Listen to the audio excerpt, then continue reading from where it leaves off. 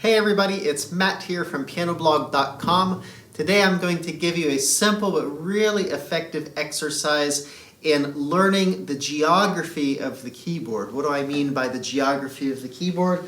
I mean the feel, the sort of proprioception of where your hands are without even looking at the keyboard and what the keyboard feels like. This is a really important skill to develop. You're going to find this exercise helpful. If you're just starting out, you'll definitely find it helpful. But even if you've played for a while, you'll find it helpful. And it's simply learning to close your eyes and feel where the notes are on the piano. So I'm going to show you how to do this. There's a sort of a simple process you can use to do this. And what you're going to do is you're going to close your eyes.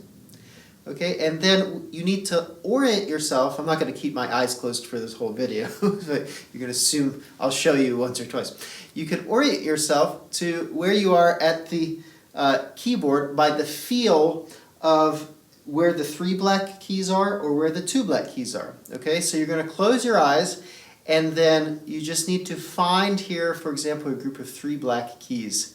And you have to be very careful that what you're not finding is a group of 2 black keys and then an adjacent black key, because that's not a group of 3 black keys together, right? So I'm going to close my eyes and just find this group of 3 black keys, and then I'm going to use that feel to figure out what the note is, what a key is in relation to those 3 black keys. So for example, if I find this group of 3, then I can easily play an F, which would be below the group of 3 black keys, okay? Or if I find the group of 3, I can easily play a B, which is above the 3 black keys.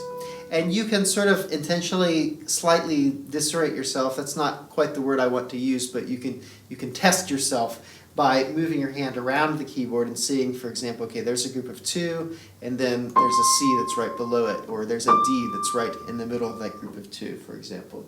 And you can do this with both hands. Another very similar exercise is to simply go up and down the keyboard with your eyes shut, or just not looking at the keyboard and finding where these groups of 2 and 3 black keys are.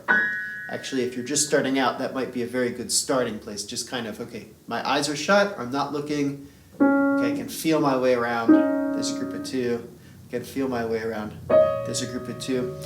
What happens as you play for a very, very long time, I remember hearing about, I think, Michael Phelps, the swimmer, that when he was in a pool, he swam for so long that when someone would get into the pool, it could be an Olympic pool, someone at the other end of it, he would actually feel when that person entered, because over time, your system just adapts to every little piece of data that's coming in. The same thing happens with the piano. At first, it's very disorienting. You have to sit here and kind of figure out what's going on, where these keys are. But what you're going to find is that as you play, your system kind of adapts. So just brushing up against a key, or where you're seated, or where the last note is that you played, is going to orient you to your sense of where you are at the piano.